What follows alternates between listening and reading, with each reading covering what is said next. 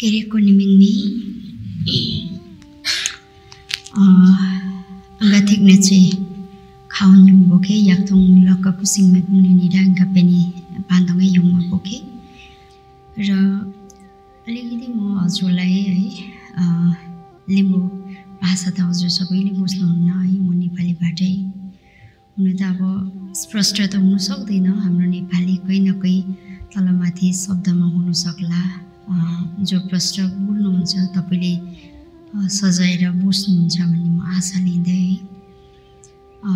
मानिसको जीवनमा हामीले सेवा भन्ने शब्दलाई रेना सुनिमले आज थोरै उहाँले बताउनुभयो है अघि हाम्रो शिवम सालीले बताउनुभयो जसमा हामी सबैभन्दा बेसी राई लिम्बू परिवारमा हेर्यो भने अधिकतर हेर्यो भने लिम्बू परिवारमा चाहिँ धर्म भन्ने संस्कारहरू चाहिँ त्यति हाम्रो पिता पुर्खाले ल्याएन है गर्नु सिकाउनु भएन कारण किन भन्दा त्यो एउटा समाज नै त्यस्तो हुनुको कारण हाम्रो पहिला राजा को एउटा स्थानमा हेर्यो या राजा परिवारमा राजा वंशमा पहिला हेर्दाखेरि चाहिँ माङहाङ राजा कान्देनहाङ लेपमुहाङ माबोहाङ जति पनि हाम्रो एउटा श्रीजङ्गा हाङ उनीहरूले चाहिँ धेरै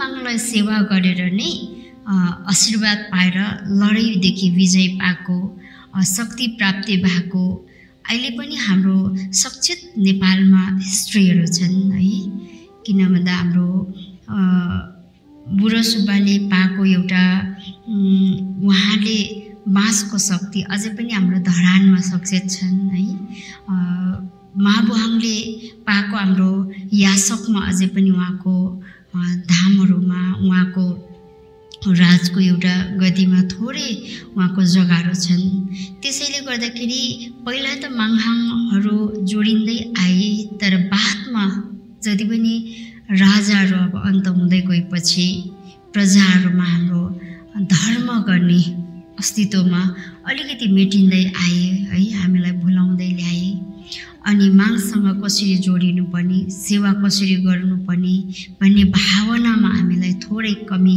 हुँदै आए त्यही कारण माङसँग जोडिनु कसरी अहिले अब स्वयं हाम्रो मनलाई भगवानसँग लैजानुको लागि धेरै समय लाग्छ सपोज हजुरले आँखा बन्द गरेर सेवा गर्नुहुन्छ है केही छिन निङसी खाउन पाठन गरेर माङसाम्लो गरिसकेपछि इथुम गर्दै गर्दाखेरि हजुरको इथुमतर्फ मात्रै मन जाँदैन कसैको मनहरू हरेक जग्गामा फैलिरहेको हुन्छ मन यताउता सोचिरहेको हुन्छ तपाईले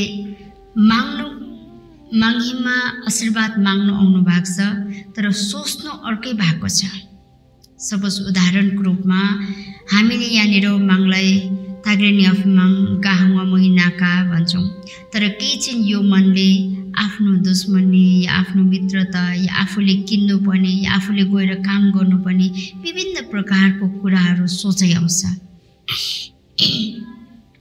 त्यसो हुँदाखेरि हाम्रो डाइरेक्सन जुन हाम्रो मकसद छ हाम्रो दर्शन छ हाम्रो विचार छ माङसँग हामी राख्दै गरेको विचारहरू हाम्रो कामनाहरू चाहिँ माङले सुनिदिनुहुन्छ हुन्न मनले दुई शब्द सोचेको छ सोच्नु पनि एउटै हो सपोज पढ्दाखेरि पनि बुक्स अगाडि राखेर मन अर्कैतिर लगेर आँखा मात्र एकतिर राखेर चाहिँ अक्षरहरू हेर्दाखेरि त पढाइ हुँदैन यानि याद हुँदैन कि मन तन नै हालेर त्यो बुक्समा पढाइ गऱ्यौँ भने याद छिटो हुन्छ हामीले छिटो रिडिङ गर्नु सिक्छौँ पढ्न पनि सक्छौँ है एक्जामको टाइममा याद पनि रहन्छ त्यसैले गर्दाखेरि अहिले अक्सर हामी यहाँनिर इथुम गर्दाखेरि म यहाँदेखि ध्यान गरेर हेरिरहन्छु तर सबैको मन खिलिरहेको हुन्छ त्यसै कारण विशेष त म हजुरलाई भन्छु हाम्रो मनलाई चाहिँ हामीसँग रहन दिनुपर्ने अघि बिहान पनि हामीले मेडिटेसन गऱ्यौँ, जस्तै हाम्रो मन चाहिँ आफूले नै काबु बनाउन सकेका छैनौँ। हाम्रो मन आफूले काबु बनाउन सकेका छौँ? यदि आफ्नो मन काबुमा पार्न सकेको छैन भने हामीले के हुँदो रहेछ भन्दा डिप्रेसन हुँदै जान्छ, धेरै परिस्थिति हुँदै जान्छ, अनि हामी साना साना कुरामा रिसेलो बन्छौँ है, अनि क्रोधित बन्छौँ, अरूले भनेकोमा पनि नकारात्मक सोचहरू आउँदै जान्छ, र कसैले हामीलाई विरोध गरे पनि हाम्रोमा पनि विरोध शब्दहरू छिट्टो चाँडै आउँछ, हाम्रोमा पोजिटिभ भन्दा पनि नेगेटिभ थटहरू छिटो आउँछ। तर हामीले आफूलाई चाहिँ के चाहन्छौँ भन्दाखेरि सुन्दर बन्न चाहन्छौँ। तर सुन्दर बन्नुको लागि नराम्रो खानपानहरूलाई त्याग्नु पर्यो। मनले त्यो नराम्रोतर्फ लाँदै गरेको हुन्छ। सपोज उदाहरणको रूपमा मनले छोडिसकेको आदतहरू पनि ल्याउनु खोज्छ, र यो मात्र नभएर हाम्रो आदत भएको हुन्छ अरूको कुरा काट्ने, अरूको कुरामा विभिन्न प्रकारले, अब केही छिन काट्छौँ अरे, सपोज हामी अरूको कुरा गरिरहेछौँ तर त्यसलाई मनमै निल्ने, यसले त तपाईँको कुरा काट्दै थियो अरे भनेर अरूलाई नसुनाउने त्यो आदत चाहिँ हाम्रोमा यदि सुनाउने आदत छ भने म त त्यसरी सुनाउनु हुँदैन। उहाँले मलाई भन्यो बस यतिमै सक्यो, मैले अरूलाई सुनाउनु हुँदैन, यसको लागि मेरो गल्ती हुन्छ भनेर, या मेरो अपराध हुन्छ या पाप हुन्छ भन्ने सोच राखेर त्यो मनलाई मना गर्नु पर्यो। किन मनले त यसो भन्छ, सुना न, कसलाई सुनाउँ भइराखेको हुन्छ। हामीलाई भनेको हुन्छ स्त्रीको चाहिँ पेटमा बच्चा नै बस्दैन भनेर, तर पनि त्यो स्त्रीले पनि रोक्न सक्नुपर्छ है। त्यसरी नै हाम्रो आदतमा एउटा छ अरे अरूलाई ईर्ष्या गर्न, अरूलाई नफरत गर्न, अरूलाई आरिस गर्न व्यवहारहरू छन् भने त्यो कुरालाई पनि मनबाट त्यो विचारहरू उत्पन्न हुन्छ, जेलेसी गर्नु उत्पन्न हुन्छ। अरू पैसा कमाउँदै गर्दाखेरि किन यति कमायो, कसरी कमायो भन्ने हाम्रोमा जेलेसी भावनाहरू हुन्छ, त्यसलाई मना गर्नु सिक्नुपर्ने। त्यो एउटा हामीले मनले त्यो उत्पन्न गर्दैछ भने हामीले रोक्नु सिकाउनु पर्यो।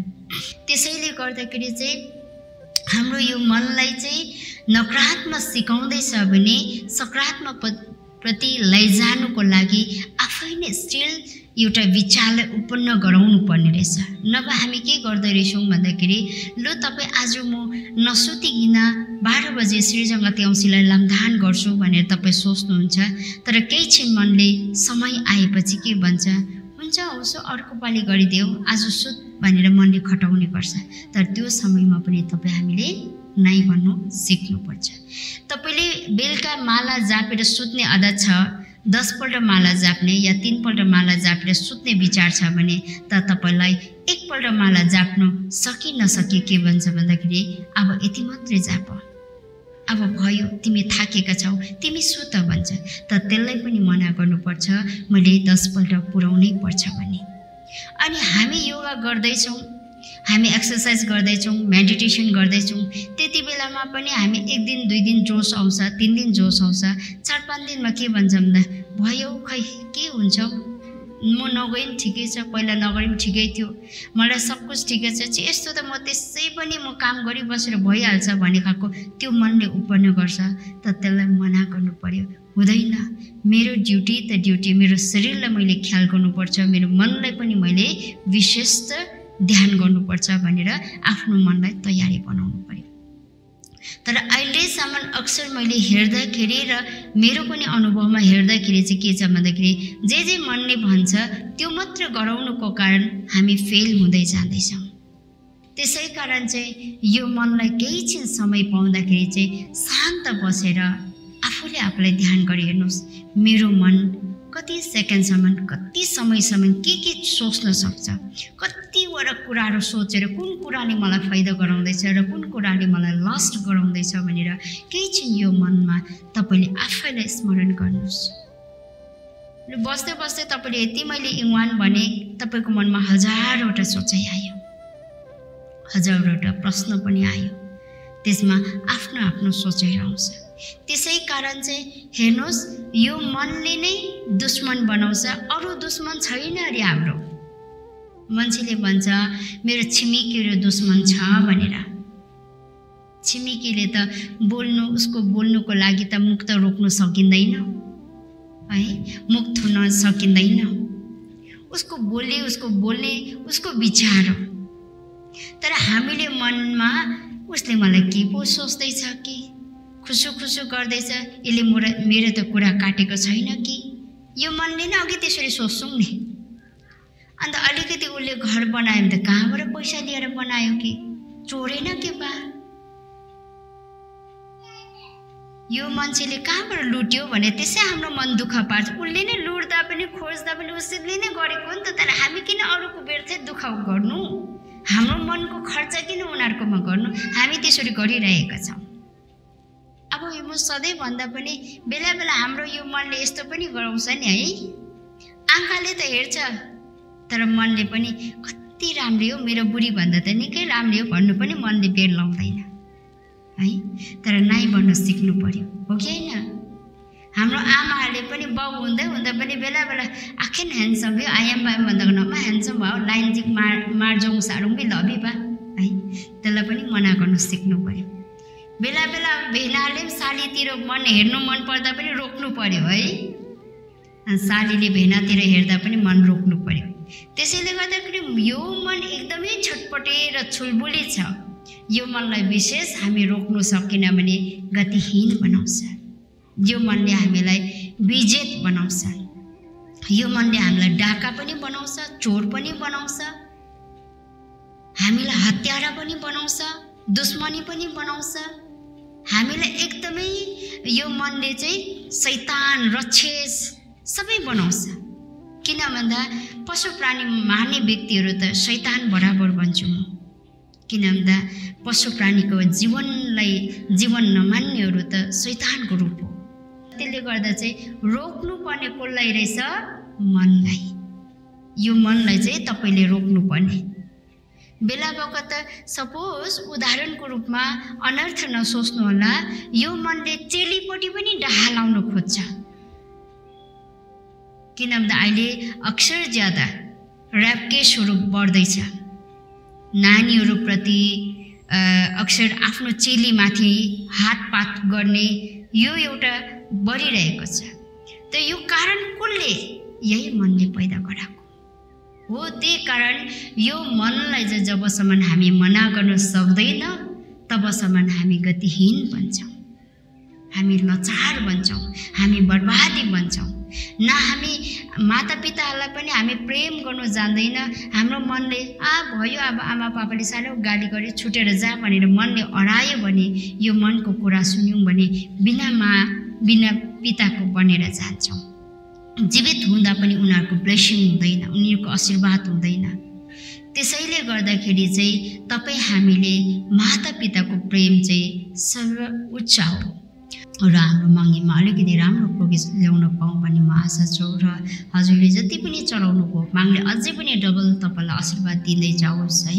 सधैँ तपाईँले पूर्ण मागले सेवा पुरा होस्, तपाईँले चिताको कुरा सफलता हुँदै जाओस्। जहिले पनि मागले राम्रो तपाईँले काम गर्नुहुँदै गर्दाखेरि राम्रो मार्ग देखाओस् है। जहिले तपाईँले यसरी नै कमाउन सक्ने बल शक्ति तागत दिउन् भन्ने मेरो प्रार्थना छ। र मागले आफैसँग तपाईँलाई राम्रो बाटो हिँडाओस् र यो मनलाई काबु गर्नु सक्ने एउटा सक्षमको बन्नु सकोस् भन्ने मेरो प्रार्थना छ। मागले यरी हाउमा मैके बेर निमिङ्मी यौवासे